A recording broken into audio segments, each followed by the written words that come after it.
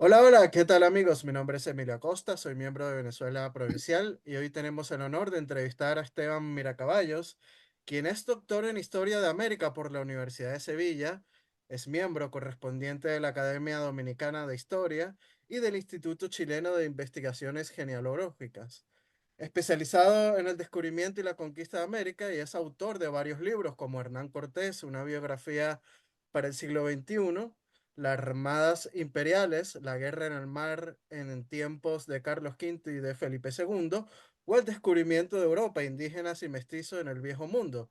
Y el día de hoy estaremos conversando sobre su libro Hernán Cortés, una biografía para el siglo XXI, ya que recientemente en un programa de televisión española, El Mejor de la Historia, se dijo sobre Hernán Cortés que era un asesino, ¿no? Y el exministro José Manuel García Margallo salió en defensa de Cortés señalando que fue un genio militar y el 99% de sus tropas pues eran indios. Así que, sin más, bienvenido por segunda vez a Venezuela Provincial, don Esteban. Bueno, como siempre, Emilio, un placer estar aquí contigo y con tus oyentes.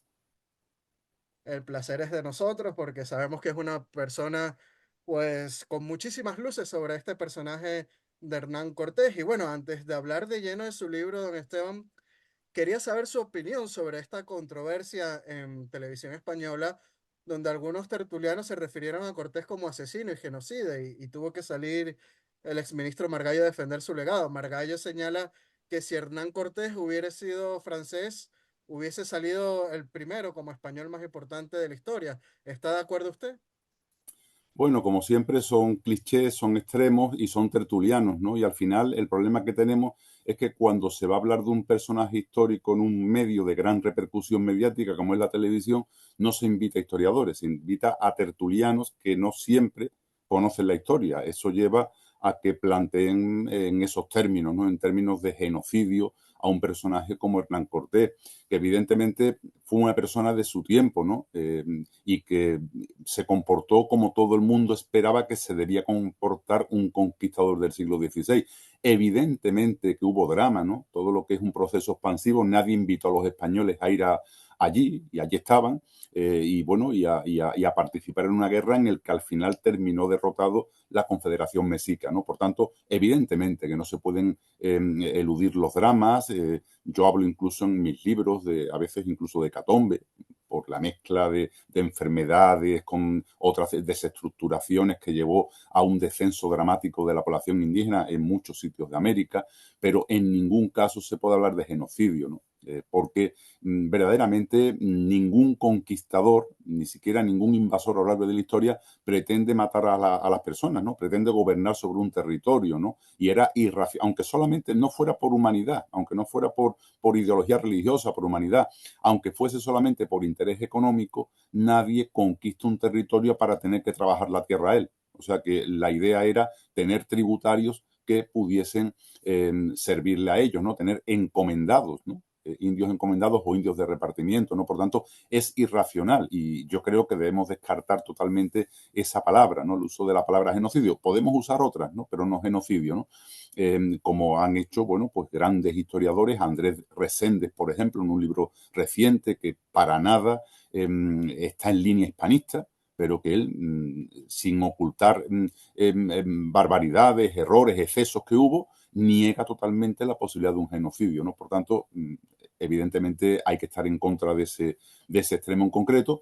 Y bueno, y es verdad que García Margallo, porque tiene bastante más formación que el resto de los tertulianos, pues le pudo responder. Y yo creo que ese dato del 99% de los conquistadores eran indígenas con Hernán Cortés, yo creo que lo ha leído en mi propio libro, El descubrimiento de Europa, o en alguna de las publicaciones, porque ese dato lo he ofrecido yo en los medios de comunicación en los últimos años, ¿no? Seguramente habrá leído bien el libro o bien habrá tenido alguna noticia, habrá leído el libro indirectamente a través de alguna de las noticias que han salido en los medios de comunicación a lo largo del último año. Y efectivamente lo podemos desarrollar después, ¿no? Que Hernán Cortés en realidad lo que hizo fue una gran coalición multinacional, una gran coalición que fue la que ocupó Tenochtitlan, ¿no? Finalmente, ¿no? En realidad fue un pacto con montones de pueblos que se oponían a los mexicas y que lo ayudaron para conquistar a la Confederación Mexica, ¿no? Siempre una confederación de grandes pueblos. Imposible que él hubiese podido conquistar toda Mesoamérica con 550 hombres con los que desembarcó en los arenales de Chalchihuecan en 1519, ¿no? Es obvio. Entrando de lleno en su libro, Hernán Cortés, una biografía para el siglo XXI. En esta biografía arroja nueva luz al personaje, ¿no? Valiéndose de una moderna metodología e incorporando los aportes de las investigaciones de los últimos años, sin geografías de héroes ni leyendas negras, ¿no? Al tiempo que responde a las preguntas de un lector de nuestro tiempo acerca de un personaje que no ha dejado de interesar a lo largo de los 5 siglos, ¿no? Y revela también aspectos poco conocidos, como el motivo de que nunca se refiere a sus orígenes y que en su hueste hubiera en realidad muy pocos soldados y hombres con experiencia militar, ¿no es así? Bueno, la verdad que me haces una pregunta con muchos perfiles y con muchos aspectos. Efectivamente, cuando yo me planteé el libro de Hernán Cortés, no quería hacer otro libro más de Hernán Cortés. Salen 10, 12, 13 biografías todos los años sobre Hernán Cortés, ¿no? Verdaderamente quería hacer un libro de referencia para el siglo XXI. Mi referente inmediato era el libro de José Luis Martínez, publicado por el Fondo de Cultura Económica, el historiador mexicano José Luis Martínez, en 1990, y ese fue mi libro de referencia, que es un clásico que yo tengo por un libro como tal, como clásico, insuperable, ¿no? Pero sí que lo he actualizado en el sentido que José Luis Martínez no tuvo acceso a determinados materiales, a determinados documentos, a determinadas publicaciones que han salido en los últimos 40 años y que yo sí que he podido incorporar en este libro. Por tanto, el libro tiene dos aspectos. En primer lugar, es un libro de investigación, no es un libro de divulgación, no es es un libro de fondo donde he revisado todas las fuentes primarias referentes a Hernán Cortés, tanto crónicas como documentos, ¿no? Al revisar las fuentes primarias me ha permitido aportar datos nuevos. En este libro hay datos nuevos que no aparecen en otros libros, ni aparecen en las redes sociales, ni en la Wikipedia, ni nada parecido. Datos nuevos que yo he podido documentar en archivos y que evidentemente no cambian sustancialmente su biografía, pero son pequeños aportes a su vida. Por ejemplo, todo lo referente a su ascendencia familiar, a sus primos hermanos, a sus tíos carnales, a su padre, a sus abuelos, a su bisabuelo incluso, Nuño Cortés, todo eso era totalmente desconocido y aparece reflejado en este libro como tantas otras cosas, ¿no? Por tanto, ya digo, una vertiente era revisar todas las fuentes primarias y aportar datos que se hubiesen pasado que no se conocieran.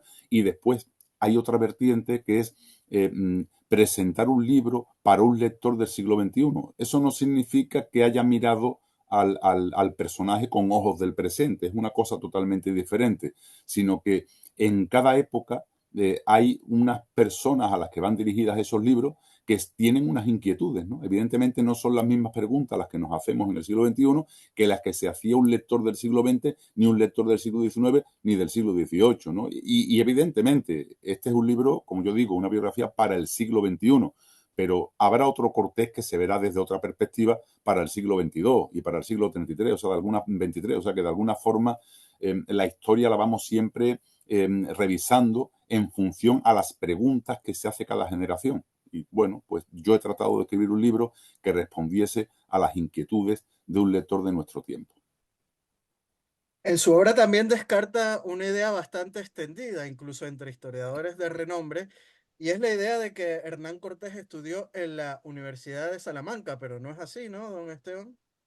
Bueno, es otro de los mitos, ¿no? En torno a estos grandes personajes de esta potencia se suelen generar esos mitos. Estoy pensando que estaba leyendo ahora mismo cuando me has llamado para la entrevista sobre Ujú. Cristóbal Colón, que se dice que estudió en la Universidad de Pavía. Pues tampoco puede ser. Es imposible que estuviese desde los 14 años navegando por los mares y estudiando en la Universidad de Pavía, porque solamente había un Cristóbal Colón.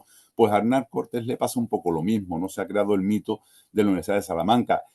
Eso no significa que no fuera una de las conquistadores más cultos, ¿no? Salvando a Gonzalo Jiménez de Quesada, que era licenciado y que escribió el Antijobio, era probablemente el segundo conquistador más culto de los que pisaron el continente americano, porque, bueno, no tuvo ningún título de bachiller ni tampoco de licenciado, pero tenía un nivel cultural muy cercano, muy próximo a lo que sería un bachiller, ¿no? Y tenía ciertas nociones de latín, ¿no? Por tanto, era razonablemente culto. Pero lo de su paso por la Universidad de Salamanca es un mito y de hecho,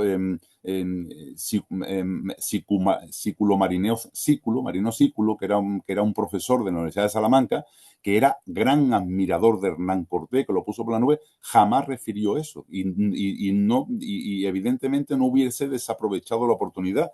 Marineo Sículo que decía de Hernán Cortés que era más grande que los apóstoles, porque había extendido el cristianismo a muchos más territorios, ¿no? Que lo elogió tanto y que fue profesor de la Universidad de Salamanca prácticamente por aquellos tiempos, ¿no? Nunca hubiese desaprovechado esa oportunidad.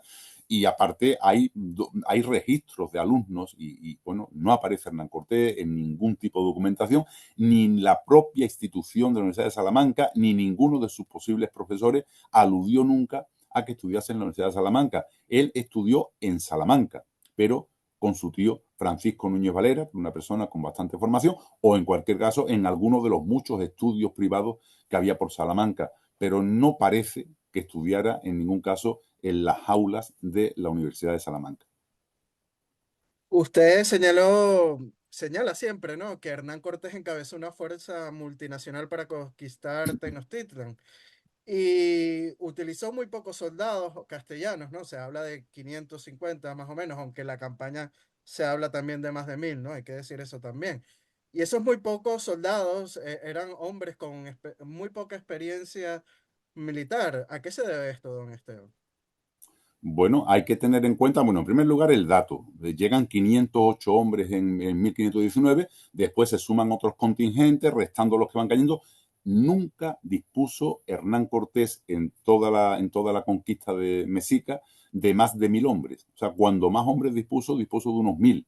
Evidentemente es impensable que pudiera conquistar toda Mesoamérica con 1000 hombres. Y en el resto de América pasa igual. Evidentemente hay que empezar hablando de eso, ¿no? El gran mérito de Hernán Cortés es conseguir pactos continuos con todos los pueblos que de alguna forma pues estaban enfrentados a los mexicas y que querían recuperar su perdida libertad, equivocados o no, porque después tampoco es que ganaran especialmente esa libertad, pero en realidad lo que se van sumando, bueno, pues todos esos pueblos por donde va pasando. Cortés va pasando por los distintos pueblos y los somete por las buenas o por las malas, y una vez que los somete le pide porteadores, le pide soldados, le pide hombres que lo acompañen en el proceso de su ruta, ¿no? Y bueno, va tomando totonacas, va incorporando tlaxcaltecas, chalcas, acolúas, pues, bueno, pues de muy distintos puntos de toda Mesoamérica, que son los que van a llevar a cabo ese proceso. Y hay que tener en cuenta eso,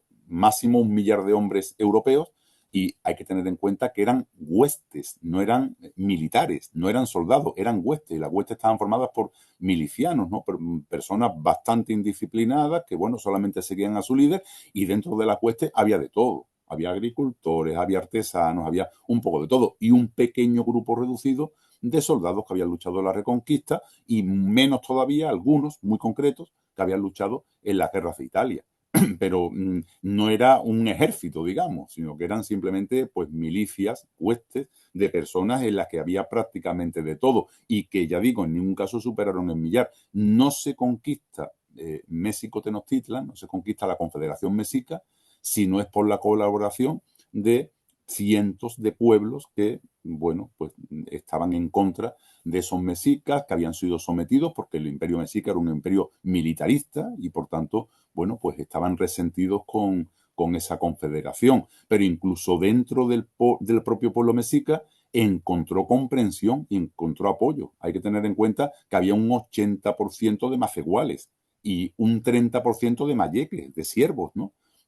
Bueno, que tampoco vieron la invasión como una cosa, un atentado contra ellos, ¿no? O sea que, de hecho, los mexicas solamente toman conciencia de resistencia contra el extranjero cuando ya tienen cerca de Tenochtitlan. Y ahí sí, ya en Tenochtitlan, a partir de abril de 1521, sí que se suman todos en la defensa, la misma gente del pueblo, que mujeres, que niños, que ancianos, ahí sí, en la fase final. pero con anterioridad, bueno, pues ven con bastante indiferencia muchas personas mexicas esa llegada de los europeos y, por supuesto, con la colaboración necesaria fundamentalmente de tlaxcaltecas, pero no solamente de tlaxcaltecas, también de chalcas, también de acolúas, etcétera, etcétera. Y ahí están el lienzo de Tlaxcala, que después se presenta en España diciendo yo fui colaborador necesario y sin mí Hernán Cortés no va a ningún sitio, y piden prebendas y privilegios a los tlaxcaltecas. Pero después se presentan los chalcas con Francisco Chimalpaín, que publica esos anales de Chalco a Maquemecan, y dicen, no, no, y los chalcas fuimos fundamentales porque le privamos de maíz a los mexicas, etcétera, etcétera. Por tanto, la historia de la conquista fue la que fue, ¿no? Y bueno, y hay que explicarla en todos sus términos. Sí, totalmente de acuerdo con usted. Sin en la participación indígena como de los tlaxcaltecas o los totonacas, la conquista de México Tenochtitlan, pues no hubiera sido posible, ¿no? Pero cambiando un poco de tema, don Esteban, hay un tema que es muy recurrente con la figura de Hernán Cortés, que es la comparación con el otro gran conquistador de América, como lo es Francisco de Pizarro. A Cortés se le suele resaltar más por dotes de diplomático y a Pizarro lo contrario, ¿no? Me acuerdo que hasta el billete de 1000 pesetas aparecía Cortés en el anverso y Pizarro en el reverso, ¿no? ¿Cree que esta eterna comparación no hace bien a ambas figuras? Bueno, fueron dos personajes totalmente diferentes. Yo siempre digo que el prototipo de conquistador era Francisco Pizarro, una persona con escasa formación, un militar, ese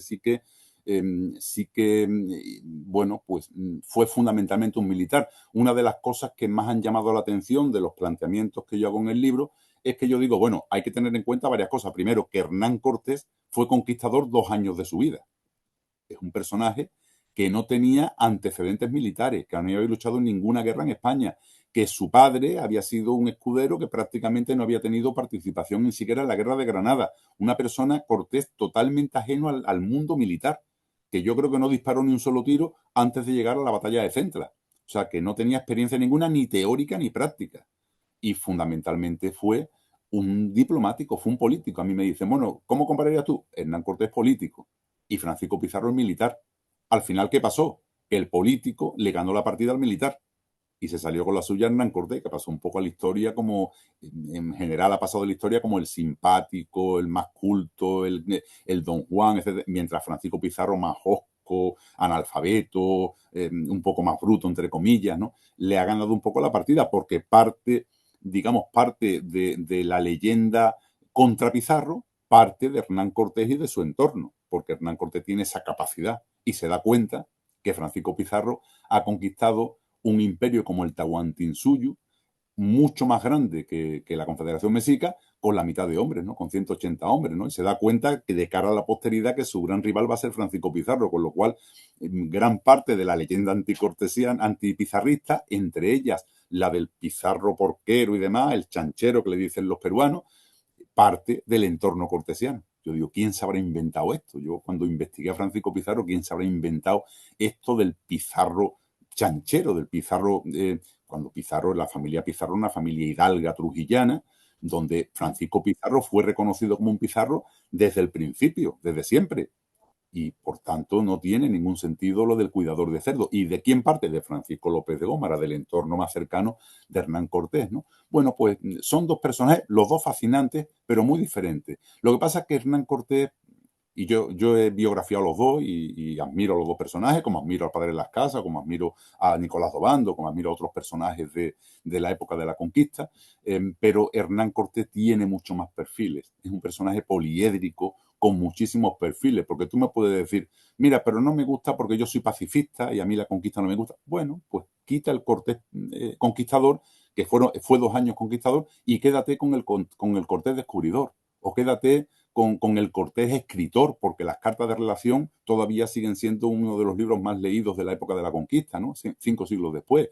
O quédate con el Cortés empresario, o quédate que funda el primer astillero en la América continental, en Tehuantepec, o quédate yo qué sé, con el que empieza a crear la industria sedera en México y tantas otras cosas que hizo Hernán Cortés, o con el Cortés descubridor, apasionante, ¿no? Que el tío no tenía experiencia naval ninguna, más allá de un pasajero. Hernán Cortés era la única experiencia naval que tenía una persona de tierra adentro en España, era que hizo el pasaje a América.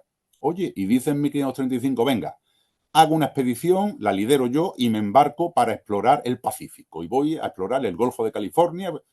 Bueno, pero estaba loco. O sea, que es como si tú dices, venga, yo voy en crucero a América, en un crucero, y ahora me busco un barco y me voy a explorar por el Pacífico para navegar. ¿Tú estás preparado para hacer eso? Bueno, pues Hernán Cortés hacía eso, ¿no? Las exploraciones por el Pacífico, él mismo personalmente, una persona de tierra adentro. Por eso digo que tiene, bueno, y sin hablar del Cortés humanista, ¿no? De las frases esas lapidarias que tiene, ¿no? Que me gustaría hacer un trabajo recopilando esas frases lapidarias que tiene Hernán Cortés, ¿no? Como cuando decía, la vida es breve, la muerte es segura, el bien vivir es bueno, pero el buen morir glorioso. Es que es fabulosa la frase, si la analizas bien, la vida es breve, la muerte es segura, el bien vivir es bueno, pero el buen morir glorioso. Bueno, pues frases como las que tenía él, ¿no? Muchas, ¿no? Por eso digo que es un personaje con muchos perfiles, ¿no? Y dice, bueno, no me gusta la conquista. Bueno, pues olvídate de la conquista, quédate con el escritor, o quédate con el pensador, o quédate con el descubridor. Son muchísimos los perfiles que tiene Hernán Cortés. Eso sin demeritar, por supuesto, a Francisco Pizarro, que era un militar. Es prototipo de conquistador, un militar, ese sí que era un militar puro y recio, y que llevó a cabo su meritoria, entre comillas, por lo menos desde el punto de vista español, de toda la conquista del Tahuantinsuyo, del gran imperio del Tahuantinsuyo, con 180 hombres y también con la alianza de una serie de pueblos, ¿no? De los chancas, los cañari, los lambayeques, los chachapoya, todos esos pueblos que exactamente igual que con Cortés se alían para entrar prácticamente sin disparar ni un solo tiro en Cusco, la capital del Tahuantinsuyo. Sí, ambos personajes son, sin duda alguna, ¿no? Importantes a nivel de la historia universal. En el capítulo final del libro, don Esteban hace una composición del personaje, ¿no? Con sus defectos y sus virtudes personales, ¿no? Desde el arrojo, su fe y capacidad de adaptación, hasta su mal hacer como empresario, o el ser un mujeriego y jugador. ¿Por qué terminar el libro con ese retrato de Hernán Cortés? Bueno, pues quise dejarlo al final, después de la clásica historia del personaje, de su biografía, de su proceso conquistador, pues dejar un resumen al final de las principales virtudes que tuvo y los principales defectos. Y al final es lo que pasa siempre, pues las cosas no son nunca ni blancas ni negras, ¿no? Ni sería un genocida ni tampoco un santo civilizador. Bueno, pues la historia se mueve siempre en tonos intermedios, ¿no? Y al final pues fue un personaje al que yo admiro porque lo entiendo en su contexto histórico. Si queremos entender al personaje, tenemos que leer su biografía, tenemos que leer su historia sin prejuicios previos, con la mente abierta, ¿no? Y pensando que era un personaje de aquel tiempo, ¿no? Que se desenvolvió en el mundo que le tocó vivir, que le tocó desenvolverse y que actuó como todos esperaban que se comportase, ¿no? Por tanto, hay que verlo un poco así. Ahora, pues tuvo luces y tuvo sombras, ¿no? Fue un personaje, pues, de su tiempo, eh, que hizo cosas, ¿no? Y es verdad que también, pues, tuvo graves defectos, ¿no? Bueno, pues ahí describo también que fue un mujeriego empedernido. Algunos lo verán como, se reirán y lo verán como una cosa así muy simpática, pero bueno, la verdad que fue como un potro desbocado en esos temas, ¿no? Una persona muy apasionada, muy pasional, que mantuvo relaciones con muchas indígenas. Bueno, pues me refiero, al final fue un personaje pues con eso, con luces y con sombras, y así hay que tratar de verlo, ¿no? Yo le veo virtudes, ¿no? Y le veo también pues grandes defectos, pero ¿y quién no los tiene? O sea que realmente, pues bueno, hay que entender que fue una persona.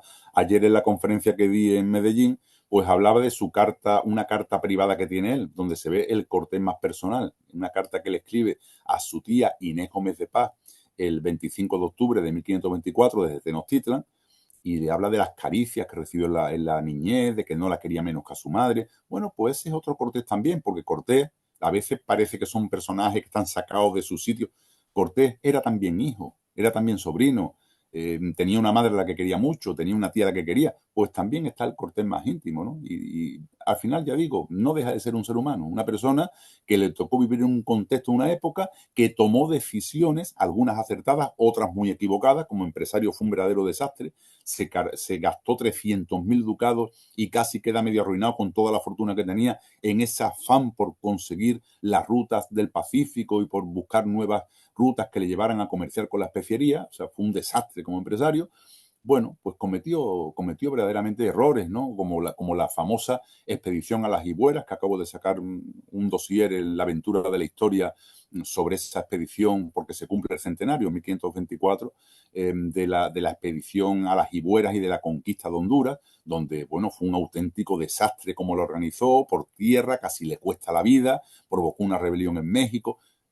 Pues como ya digo, pues tomó decisiones unas veces más acertadas, otras mucho más equivocadas, pero hay que leerlo pues entendiendo que era un personaje de aquel tiempo y sobre todo sin ideologías previas, ¿no? Leyendo, tratando de entender al personaje, nunca de justificar, porque la historia no justifica. Yo no me dedico a justificar nada, ni yo no justifico nada ni para bien ni para mal, solamente explico la historia para tratarla de hacer comprensible a un lector del siglo XXI.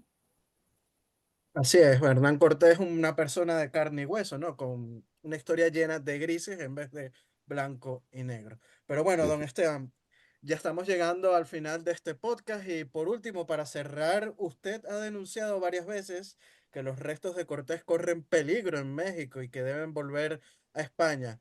¿Cree que terminarán desapareciendo los restos de Hernán Cortés?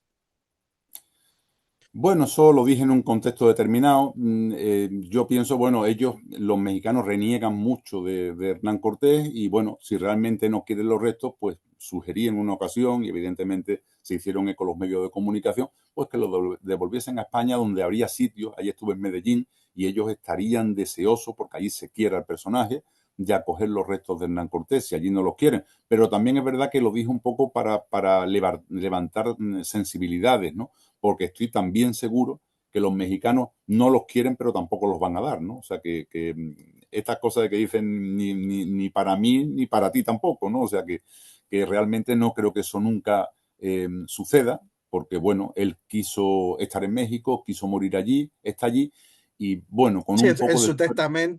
en su testamento habla que quiere que sus restos descansen en México. Efectivamente, solamente sería por una cuestión de seguridad. Si realmente no lo quieren y crea disgusto, crea controversia en México, pues que lo manden a España, que en su tierra natal, en Medellín, bueno, tienen hasta la propia parroquia de San Martín, donde está la pila bautismal donde él se bautizó, y ahí sería un sitio oportuno, por ejemplo, para que reposasen sus restos, ¿no? En España, ¿no? Pero yo digo que sería una medida extrema en caso de que los restos peligrasen verdaderamente en México. Si no, pues yo creo que su deseo era estar ahí y deben estar ahí. Tampoco yo creo bueno, que no dejan de ser restos mortales y no tiene tampoco mucha más importancia, ¿no? Que debatamos sobre esa cuestión. Curiosamente, esos restos están en uno de los hospitales que él fundó en México, ¿no? En el Hospital de Jesús, que por cierto, 5 siglos después sigue en funcionamiento. El Hospital de la Purísima Concepción, después llamado Hospital de Jesús, que sigue siendo perteneciendo a un patronato privado y que sin solución de continuidad es el mismo hospital fundado por Cortés que llega 5 años en activo. Y bueno, que puede ser que alguno se meta con Hernán Cortés, con su resto, pero si te pones malo vas al hospital, que yo he estado allí y tienen UBIs móviles, ¿no? Y donde pone el escudo de Hernán Cortés en todas las UBIs móviles y pone el primer hospital fundado en América, que por cierto tampoco es verdad, no es el primer hospital fundado en América, porque ya Nicolás de Obando había fundado el San Nicolás de Bari en Santo Domingo y algún otro, ¿no? Por Santo Domingo, o sea que no es, en cualquier caso no es el primer hospital de México ni de América. Bueno, de México probablemente sí, de América no. Pero es verdad bueno, que el hospital está ahí y que sigue prestando servicio a los mexicanos, bueno, que tienen esa cobertura con ese hospital médico, ¿no? Sí, totalmente de acuerdo con usted. Y dejó un legado en México que hasta hoy, 5 siglos después, la figura de Hernán Cortés levanta pasiones, ya sean por un lado positivas o en otros más controvertidas, ¿no? Así que bueno, Es Y lo que yo siempre digo es que al final parece que esto de la conquista es una cosa del pasado, pero el pasado traspasa el presente, ¿no? Y el legado de los conquistadores sigue estando presente en el siglo XXI con tantas y tantas cosas que hizo Hernán Cortés, con la planificación de la nueva Ciudad de México, sobre la antigua de Tenochtitlan, con esas construcciones arquitectónicas, con ese hospital de Jesús que sigue funcionando. En fin, que al final el legado sigue estando palpable presente, no es una cosa del pasado, ¿no? Ahí está el Hospital de Jesús, que es una cosa del siglo XXI, ¿no? Que sigue estando en el siglo XXI. Por tanto, no nos podemos desligar nunca de ese pasado, no es el pasado que pasó, el pasado nunca pasa, no termina de pasar, como decía un historiador de la metodología, ¿no? El pasado nunca termina de pasar. Igual exactamente que en otros territorios americanos, igual que en Perú, ¿no? Donde está la Fundación Obra Pía de los Pizarro, con el legado, con el dinero que se trajeron de Cajamarca y de Perú a España, y que esa fundación sigue 5 siglos después en funcionamiento, reinvirtiendo en obras culturales y en obras sociales en Perú, ¿no? Con ese mismo dinero que en Cajamarca le arrebataron a los incas los conquistadores Francisco y Hernando Pizarro, ¿no? Al final ya digo que la historia, bueno, pues traspasa el presente, ¿no? Y que bueno, y que los mexicanos y los peruanos y todos los americanos de hoy en día son producto, ¿no? De ese cambio de la historia iniciado por Cortés, Pizarro y otros conquistadores de América. Bueno, ya nos Sí. quedan 5 minutos, don Esteban. De verdad que ha sido un placer tenerlo en Venezuela Provincial por segunda vez. Las cámaras son todas suyas para despedirse de nuestro público.